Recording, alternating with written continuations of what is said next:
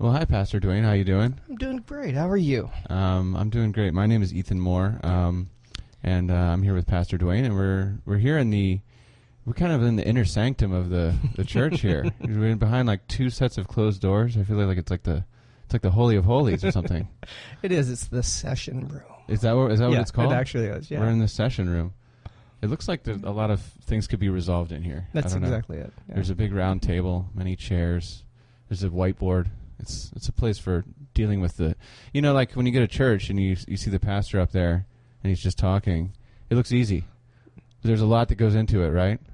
Tremendous amount. In fact, if I could put a whiteboard everywhere around this room, I would. Really? Yeah, I would love it. It would be the best thing because I'd work everything out on a whiteboard.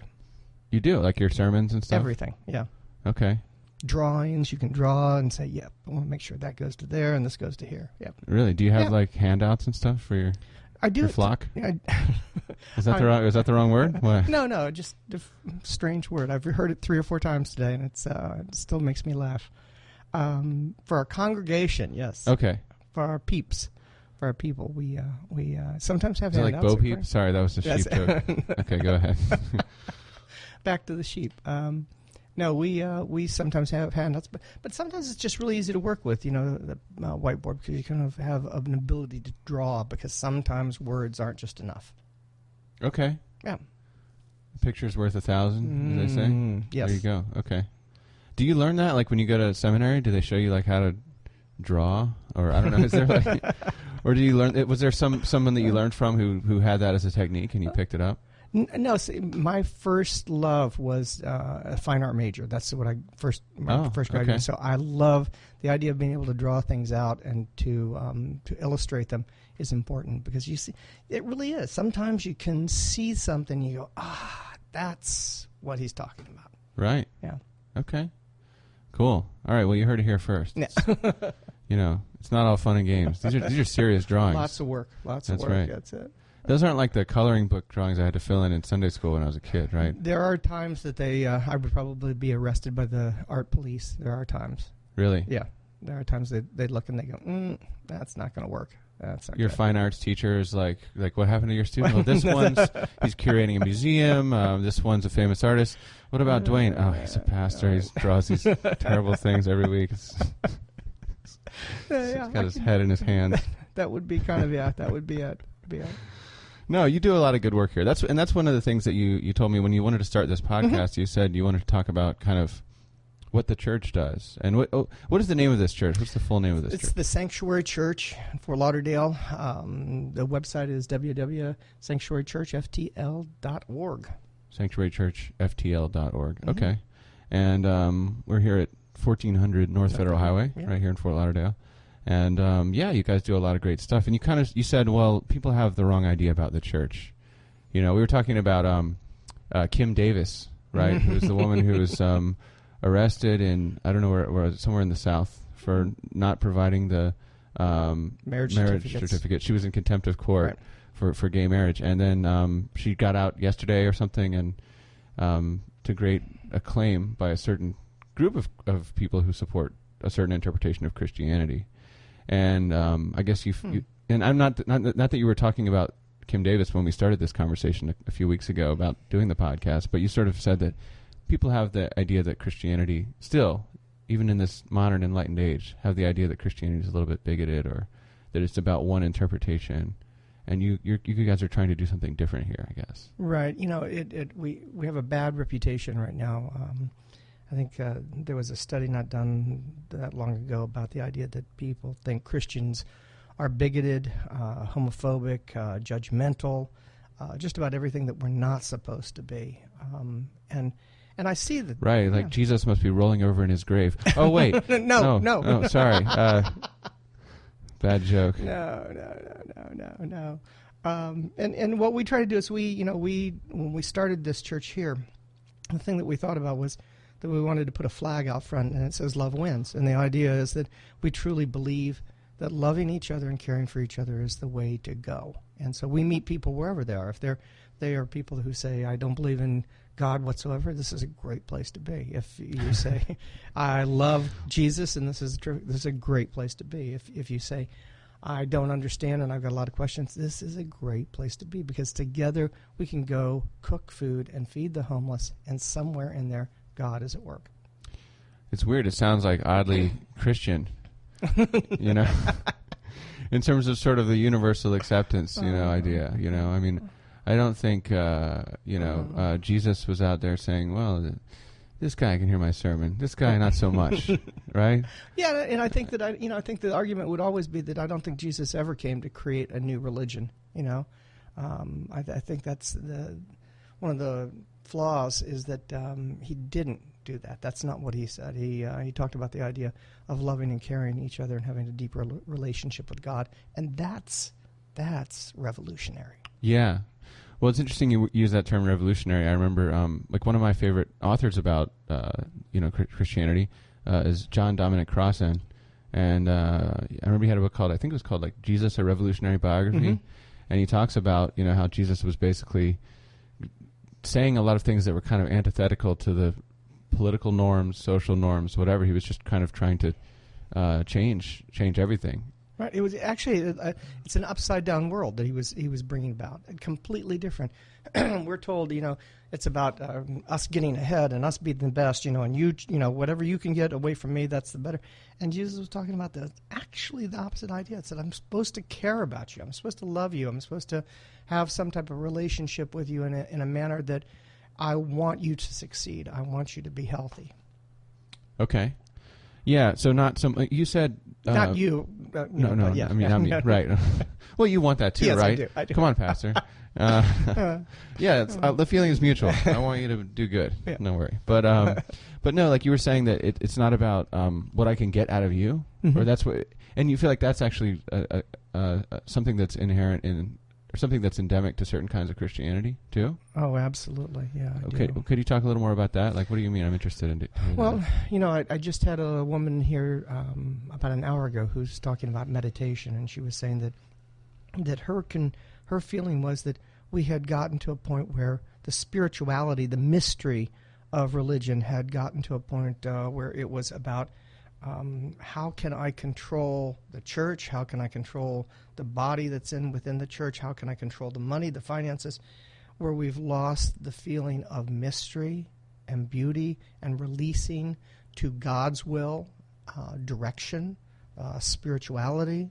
That we want an agenda.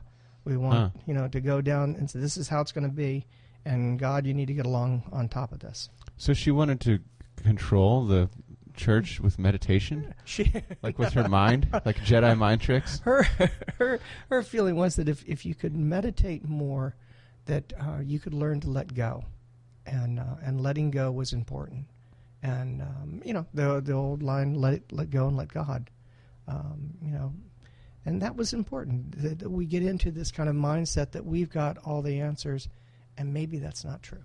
Okay, I see. Oh, so she was trying to get away from that, right? That sense of, through meditation, she felt that people started to let go more and more and more, and experience God at a deeper level. Right. Yeah.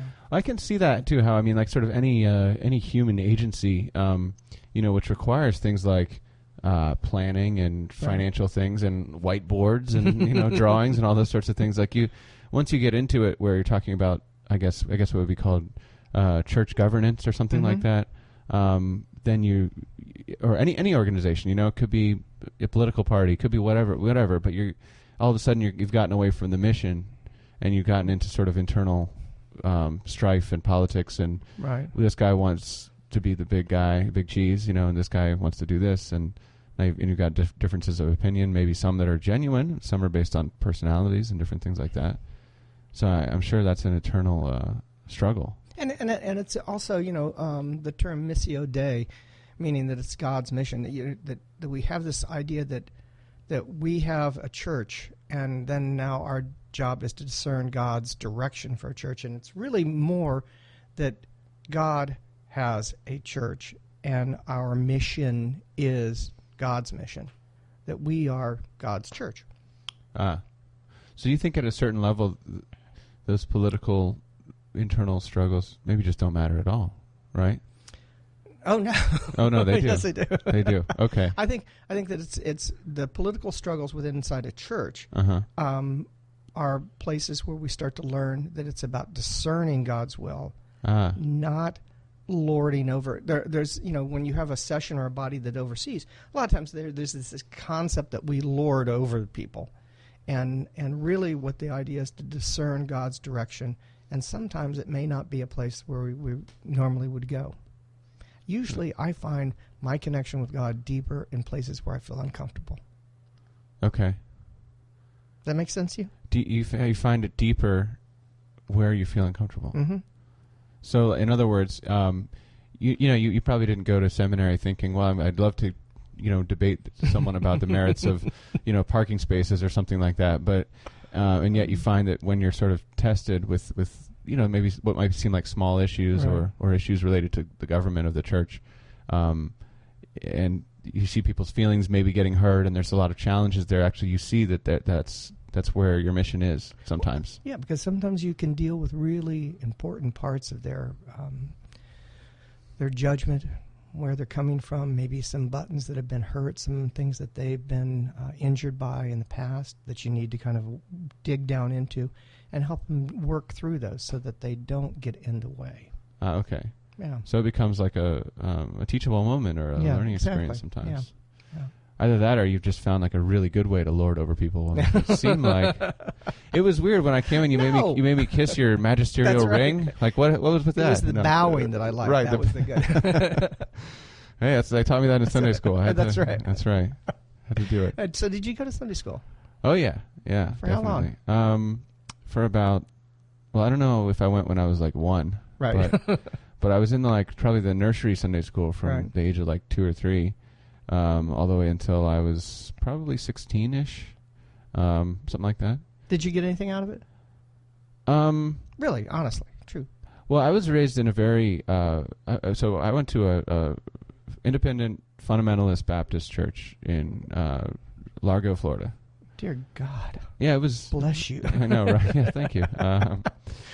And you're alive. Right. And I was definitely the type to sort of kick against the bonds, but so it was difficult for me in some ways. But I guess overall, I feel like, I remember we went to church 3 times a week, and it was so Sunday morning, Sunday night, and then Wednesday night youth group. And a church service on Wednesday night for the parents. And I remember going to Sunday school and going to church that much. One thing that strikes me now when I look back on it is that, I was surrounded by people who were sort of people of goodwill, more or less. Right. They were trying to kind of do the best they could. They taught me things like, it's wrong to want your friends to fail. It's wrong to be envious of other people. Right. It's wrong to be like angry and to hold on to anger and things like that. I mean, these are kind of lessons. Good things, yeah, a lot of lessons that I learned now, and I actually, and some of my peers today, who maybe who were raised in different environments that I might have been jealous of at the time. Like, why couldn't I be more free and be able to do more what I wanted, like this person? And I look back now, I realize that I imbibed certain values from that environment that I that I still have today, and so I'm actually grateful for it in some ways. But in terms of like I remember there was sort of a little patriotic kind of a thing, and a kind of a very let's say right-wing political kind of thing. Right. Yeah. Like it was the Reagan and the first Bush era when I was like sort of that age, and it was, if you weren't voting for Reagan or Bush, like you were kind of on the outside, and definitely it was anti-gay, definitely I don't want to say anti-woman, but it was very Old Testament, Pauline, kind of that sort of some little misogyny in some of those patriarchal, let's say, it's patriarchal interpretations, and so there were some that a woman has her place, and that is in a certain area. Yeah, I think like fixing a sandwich is the main thing there, right? Or doing whatever the man of the house says, right?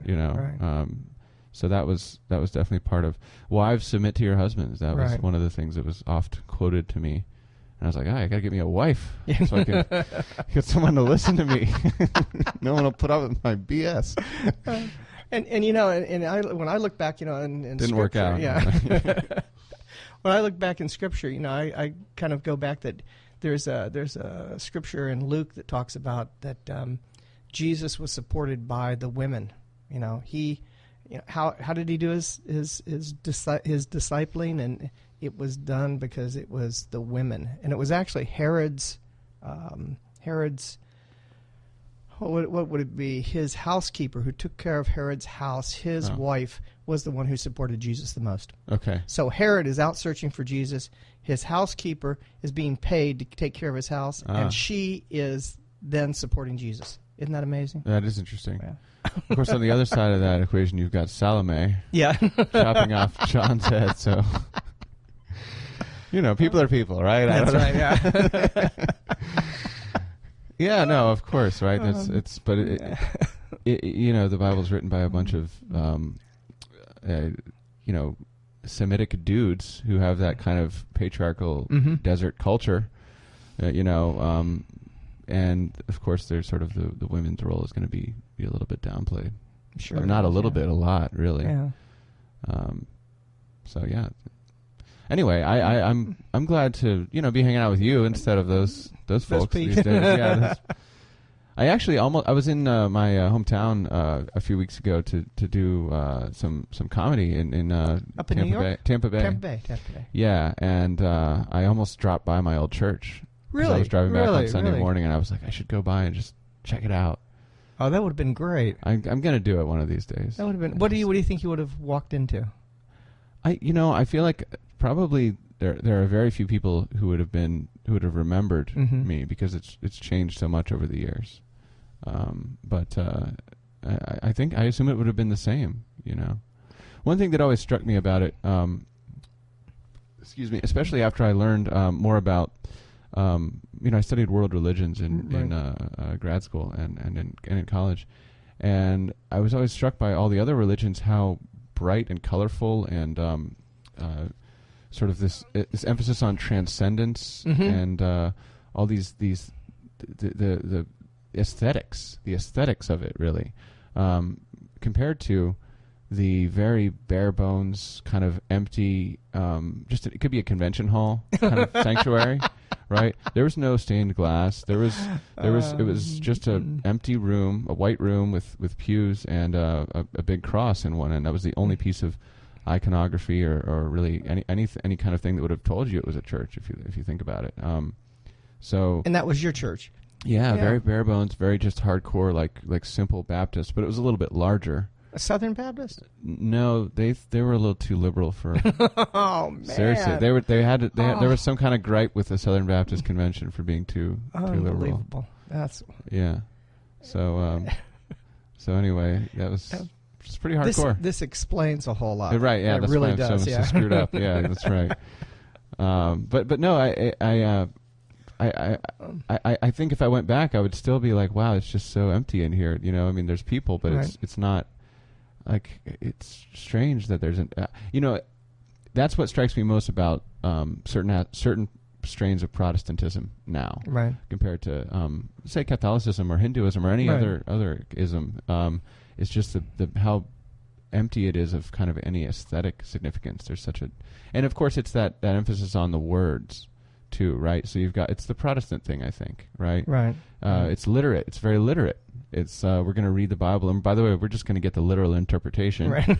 But we can all read the Bible for ourselves, and then the Holy Spirit will move us as we, we don't need anything outside that, whether it's a picture or a priest or some kind of emphasis on history to help us interpret it. There's no historicism either. There was no emphasis on church history. It was just like, well, where do we get this version of religion or version of Christianity? Well, this is just the original version from Jesus. Right. It's been corrupted by things like Catholicism and other versions of Protestantism. Well, we have this tendency. I don't know what it is, but it seems to be that we swim in the shallow end of the pool pretty easily and pretty comfortably.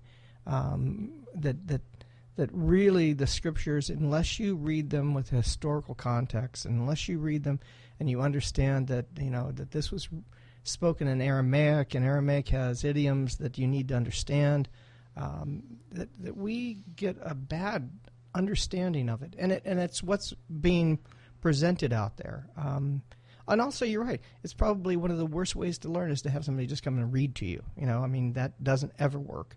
What really does work is if you try to teach somebody and get them to question and get them to think and get them to struggle with stuff. I mean, that's Judaism was based on the whole idea of not an answer, but just struggle with the question correctly. Right. Yeah, all those the rabbinical commentaries and midrash and all that stuff. Oh, right. I love it. Yeah. Yeah. No, it's true. There's not much of an emphasis on that in the kind of Christianity that I was raised with. It was very much like you need to accept this. Yeah, and one of the new things that we got going on here is that we're in the midst of we have a Jewish temple who's going to share part of our space here, which I'm excited about because the idea of being able to to do high holy days together with a rabbi just sounds great. I mean, this is the history. This is the basis of Christianity. I mean, Jesus was a rabbi. I remember telling somebody that saying, Jesus is Jewish, and I remember the lady, she squirmed all around, and by the time I got to the end of the Bible study, she said, okay, Jesus may be Jewish, but God is Presbyterian. Now, and actually, you're technically Presbyterian here, right? Mm-hmm. I don't know why I say technically. It doesn't. I don't know what Presbyterianism is really. Nobody does anymore. Okay. Is it Wesleyan? Yes. Okay. Yeah. So it's a rejection of Calvinism. Right. Yeah. And Calvinism was, I don't know, the guy that ran the theocracy in Geneva for a while. That was John Calvin. That's all I know about him. I know there's a lot of long dresses, not a lot of ankles being shown. It's kind of the way I think about the fundamentalist Latter-day Saints now. It's a lot of. It's very strict in Geneva if you're there about not a lot of the 1500s. Not a lot of ankles. That's great. A lot of people in stocks, that sort of thing. A lot of public shaming. Yes, which is not that much different sometimes from what's going on here at times. With the whole idea of Christianity. We're not supposed to judge, and all of a sudden you get into these people that just judging is what they base their whole life around, and it's like, oh, we need to change the name, maybe back to the way. That seemed to be the best understanding of Christianity. Is it's a way of living. When I started, you want to call it the way? The way. That's the original. As in, I am the way. Oh, is that what they used to call it? That's what they called it. The way. Was that in Koine Greek or something? They would say that, or it was referred to as the way, meaning it was the way of living, that you lived a certain way. It wasn't about accepting certain laws, or it was a way of living. And that's what hit me when I came to this church, is that my door is right next to the coffee pot over here, and I don't know, but this place we have a tremendous amount of recovery groups that are in here, and I'm listening to these 12-step recovery. Yeah, 12-step right. And I'm listening to them talk about the idea that my life crashed around me and God picked me up, or I hear all of that, and I heard more God conversation out there, and I heard more people helping each other than I heard in churches. And it was like, what is going on in these rooms? And so I started looking in, and I came to the conclusion that they were doing church in there. They just didn't know it. That was a way of, it was like the first Acts churches. It was a motley group of people that would have never gotten together, doing this really cool thing of helping each other, and in some way. They might beg to differ that they're doing church. They would. I've been told by many people not to ever say that out loud. Well, now it's on the internet forever. That's right. Well, so you've got recovery groups. You've got a Jewish group. We're coming close to the end here. Can you just say a little bit about all the different groups that you have coming here to the Sanctuary Church? Right. We've got a new art school that's just developed here, which is growing fantastically. We have. They'll be drawing the sermons for your next, the pictures for your next homily. That's not a bad idea. Yeah. We have Love Thy Neighbor, who is doing the feeding. He was the gentleman who was 90 years old and arrested for feeding the homeless here in Fort Lauderdale. Fort Lauderdale's finest. That's great. Yeah. Okay. And he feeds. Good. He found a home here. He has a home here, and he feeds people, and he runs a culinary school that helps homeless people get off the street. Okay. And that's really cool. We have a paddleboard company that does a paddleboard ministry that has yoga and all sorts of stuff like that. And we have recovery groups, and we're just growing with new things. Wow. Good stuff. Paddleboard. Yeah, it's a sanctuary. Real sanctuary. It really is. I don't remember the section. Was it in Acts or Luke where it talked about paddleboarding? I think it was Luke. Okay. Right after You're My Father or something like that. He was a doctor, right? So he probably would have been good for health. That was exactly there you go. it, yeah. You're going to paddleboard across the Dead Sea. Yeah. We'll get you out there, The paddleboarding? Yeah, of course. Oh, I'd love to. That'd be great. Yeah, let's do it. You'd like it.